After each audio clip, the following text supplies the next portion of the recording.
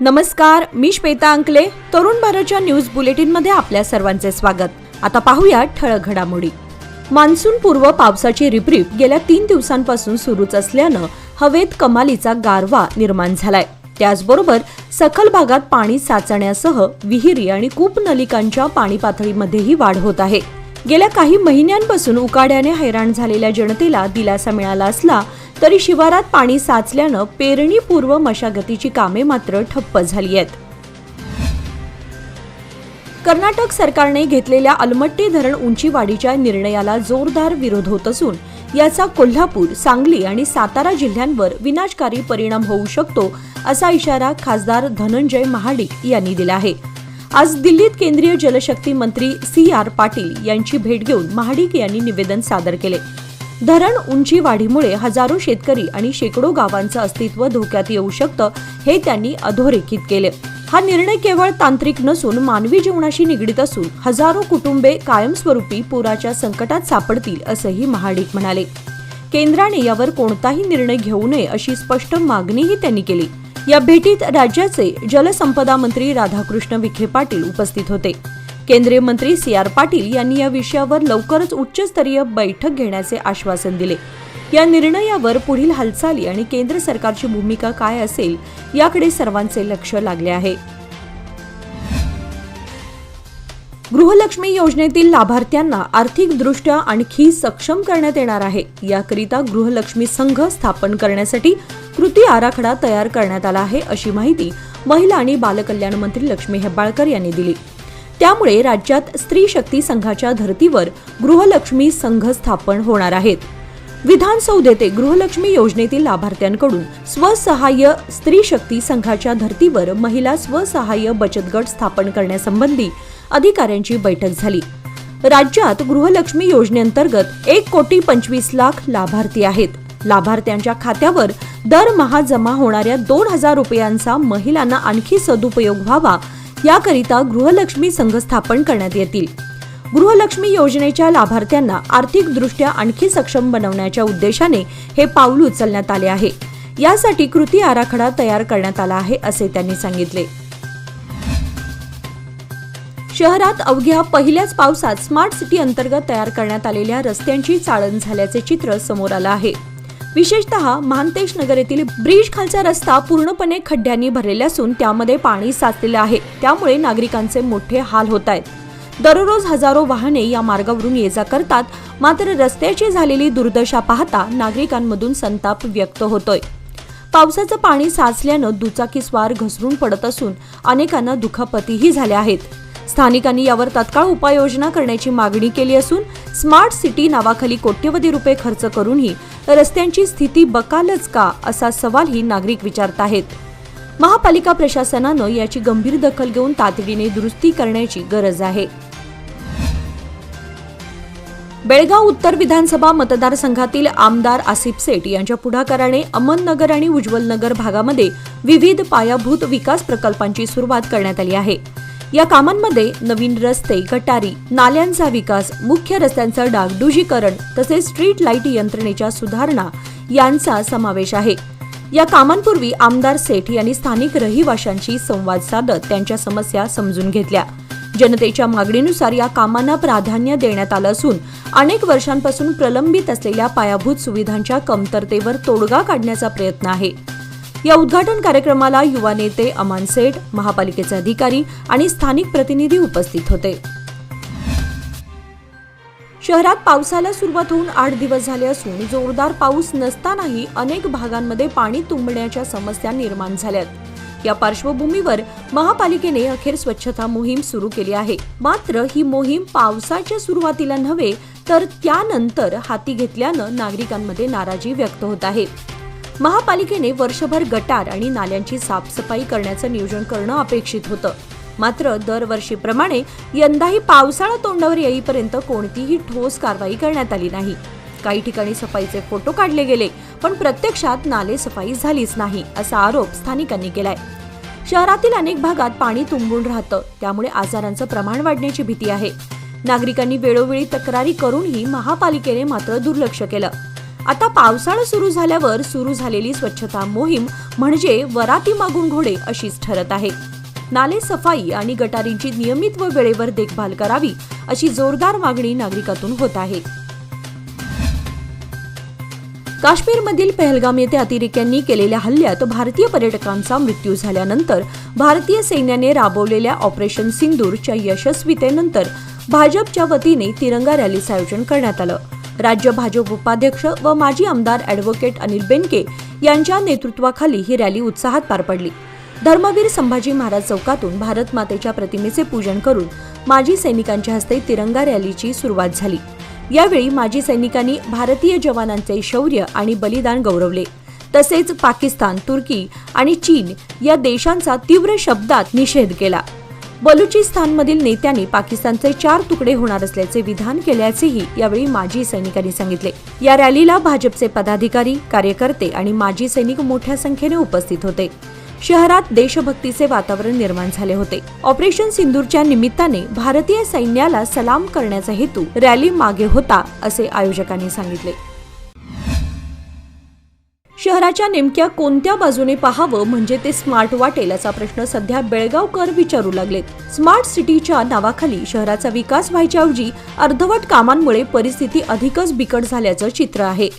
किल्ला तलाव परिसरात मॉर्निंग वॉकसाठी तयार करण्यात आलेल्या फुटपाथवर पाणी साचत असून आजूबाजूला अस्वच्छतेचं साम्राज्य आहे. त्यामुळे मॉर्निंग वॉकसाठी येणाऱ्या ज्येष्ठ नागरिकांना या मार्गाने चालणं देखील कठीण झालंय.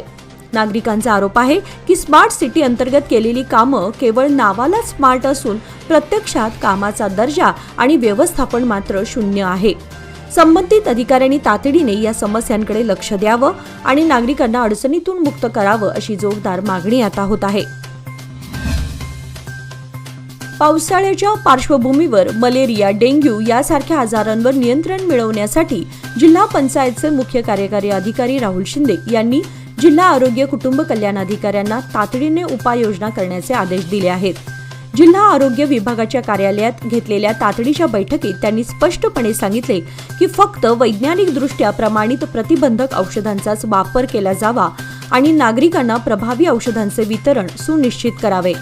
पावसाळ्यात डासांची संख्या मोठ्या प्रमाणात वाढत असल्यानं सार्वजनिक आरोग्यावर धोका निर्माण होत आहे.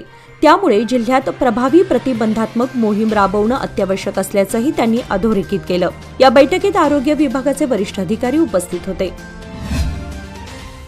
बेळगाव उत्तरचे आमदार आसिफ सेठ यांनी रुक्मिणीनगरमधील पिण्याच्या पाण्याच्या टंचाईवर तोडगा काढण्यासाठी नवीन बोरवेल प्रकल्पाची सुरुवात केली आहे. त्यांनी स्थानिक नागरिकांसोबत जनता दरबार घेत प्रत्यक्ष संवाद साधत समस्या ऐकून घेतल्या आणि त्वरित उपाययोजना करण्याचे आश्वासन दिले.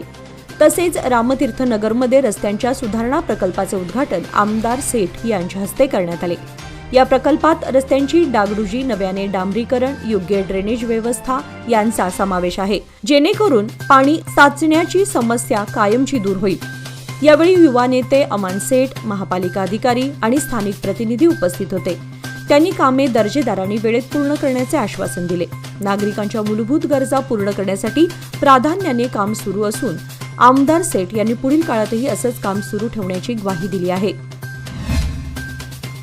कडक उन्हामुळे व पाण्याच्या टंचाईमुळे त्रस्त असलेल्या सीमावर्ती भागातील नागरिकांना पावसाने दिलासा दिलाय. महाराष्ट्रातील कोल्हापूर, सांगली, सातारा आणि कर्नाटकातील चिक्कोडी व निपाणी तालुक्यात झालेल्या सततच्या पावसामुळे कृष्णा, दूधगंगा आणि वेदगंगा या नद्यांची पाणी पातळी सुमारे 4 फुटांनी वाढली आहे. याआधी सुकलेली वाटणारी कृष्णा नदी आणि तिच्या उपनद्यांना नवसंजीवनी मिळाली आहे. काही भागांमध्ये पाणी साचून लहान सरोवरांसारखं दृश्य तयार झालंय. चिक्कोडी व निपाणी तालुक्यातील नद्यांच्या काठावरील गावांना पिण्याच्या पाण्याचा मोठा प्रश्न होता. मात्र गेल्या 2 दिवसात नद्यांचं वाढतं पाणी पाहून स्थानिकांमध्ये आनंदाचं वातावरण आहे. पावसाळा असा चांगल्या प्रमाणात सुरू राहिल्यास या भागातील पाण्याची समस्या बऱ्याच अंशी सुटण्याची आशा नागरिक व्यक्त करत आहेत. कचरा टाकण्यावरून झालेल्या वादावादीनंतर एका तरुणावर चाकू हल्ला करण्यात आला आहे. बुधवारी रात्री 11:30 वाजण्याच्या सुमारास लक्ष्मीनगर वडगाव येथे ही घटना घडली आहे. शहापूर पोलीस स्थानकात या घटनेची नोंद झाली आहे. भूषण कुमार रामविलास सिंग, वय 23, मूळचा राहणार सीतामढी, बिहार, सध्या राहणार लक्ष्मीनगर वडगाव असं त्याचं नाव असून त्याच्यावर उपचार करण्यात येत आहेत. साहिल कुमार वय 22 मूळचा राहणार आझमगड उत्तर प्रदेश याने हे कृत्य केल्याचं पोलिसांनी सांगितलं. शहापूरचे पोलीस निरीक्षक S.S. सीमानी पुढील तपास करत आहेत. म्हादई नदीच्या पाण्याचे पर्यावरणीय आणि सामाजिक महत्त्व अधोरेखित करत खानापूर तालुक्यातील नागरिक, पर्यावरणप्रेमी, शेतकरी, महिला संघटना आणि धार्मिक नेत्यांनी एकत्र येत म्हादई वाचवा अभियानांतर्गत भव्य जन आंदोलन केले. या आंदोलनात सहभागी झालेल्यांनी म्हादई नदीचे पाणी वळवण्याच्या प्रस्तावित कळसा बांधुरी प्रकल्पाला तीव्र विरोध दर्शवला. या प्रकल्पामुळे पश्चिम घाटातील संवेदनशील पर्यावरणीय क्षेत्रांवर विपरीत परिणाम होईल आणि खानापूर, गोवा तसेच उत्तर कर्नाटकातील पाण्याच्या सुरक्षेवर धोका निर्माण होईल. हे पाणी वळवल्यास उत्तर कर्नाटकात दुष्काळी परिस्थिती निर्माण होईल आणि पश्चिम घाटातील जंगलांचं नुकसानही होईल. यासाठी खानापूरमध्ये 3 जून पासून जन आंदोलन हाती घेतलं जाणार आहे. बेळगाव वेंगुर्ला रस्त्याच्या रुंदीकरणासाठी आणि अपघातांची मालिका थांबवण्यासाठी शिवसेनेच्या वतीने पाटणे फाट्यावर रास्ता रोको आंदोलन करण्यात आले. याचे नेतृत्व जिल्हा प्रमुख सुनील शिंत्रे यांनी केले. प्रशासनाच्या उदासीनतेचा तीव्र निषेध करत शिवसैनिक आक्रमक भूमिकेत दिसले. वर्षभरात रस्ता सुधारला नाही तर संबंधित अधिकाऱ्यांना सैल सोडणार नाही. त्यांनी प्रशासनावर टोकाचा आरोप करत विचारले की चंदगड तालुक्याची ओळख संपूर्ण महाराष्ट्रात आहे, तरीही एवढं दुर्लक्ष का? दोन्ही बाजूंनी वाहतूक ठप्प झाली होती. पोलीस प्रशासनानं मोठ्या बंदोबस्तात परिस्थिती नियंत्रणात ठेवली. आंदोलनकर्त्यांचे निवेदन सार्वजनिक बांधकाम विभागाचे उपअभियंता मुल्ला यांनी स्वीकारले. यावेळी अवधूत पाटील, किरण नागुर्डेकर, उदय मंडलिक, महेश पाटील, भरभू बिर्जे, कार्तिक सुतार, दयानंद रेडेकर इत्यादी शिवसैनिक उपस्थित होते. राज्य सरकारने कर्करोगाच्या रुग्णांच्या उपचारासंबंधी महत्त्वपूर्ण पाऊल उचललं आहे. कर्नाटकातील 16 जिल्हा रुग्णालयांमध्ये डे केअर केमोथेरपी सुरू केली जाईल अशी घोषणा आरोग्यमंत्री दिनेश गुंडूराव यांनी केली आहे. मुख्यमंत्री सिद्धरामय्या हे शुक्रवारी म्हैसूरमध्ये 16 जिल्हा रुग्णालयांमधील डे केअर केमोथेरपीचे उद्घाटन करतील. यामुळे कर्करोगाचं निदान झालेल्यांना मोठा दिलासा मिळणार आहे. अमेरिकेचे माजी अध्यक्ष डोनाल्ड ट्रम्प यांनी ॲपल कंपनीला स्पष्ट इशारा दिला आहे की जर आयफोनचे उत्पादन भारतासह इतर देशांमध्ये सुरू राहिले तर अमेरिकेत विक्रीसाठी आणल्या जाणाऱ्या आयफोन्सवर 25% आयात कर लावण्यात येईल.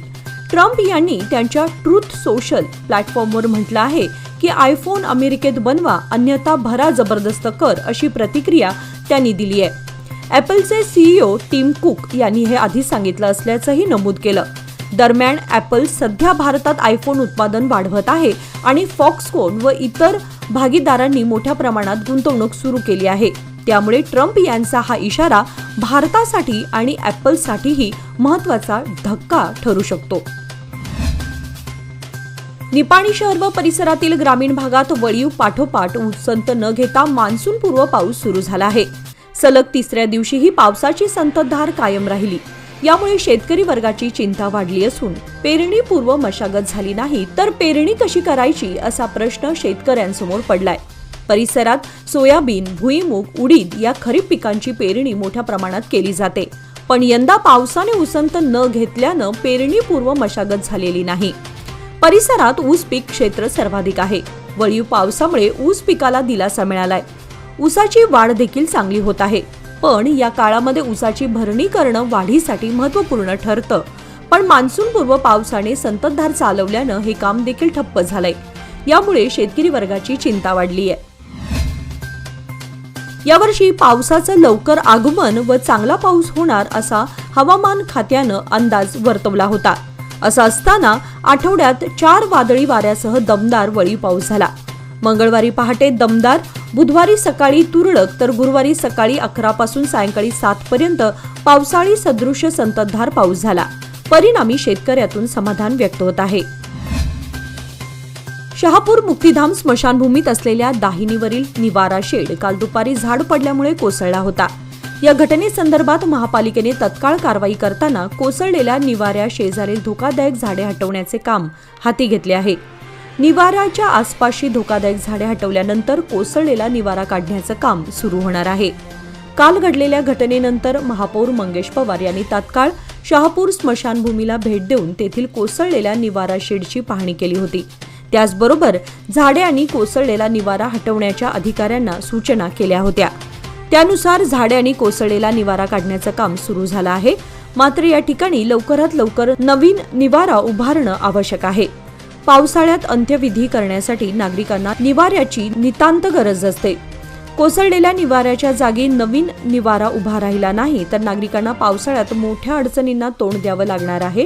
याची महानगरपालिकेने वेळीच दखल घेणं ही आवश्यक आहे। याचबरोबर आजचे बातमीपत्र इथेच संपले। अधिक माहिती आणि ताज्या घडामोडींसाठी पाहत रहा तरुण भारत न्यूज चॅनल।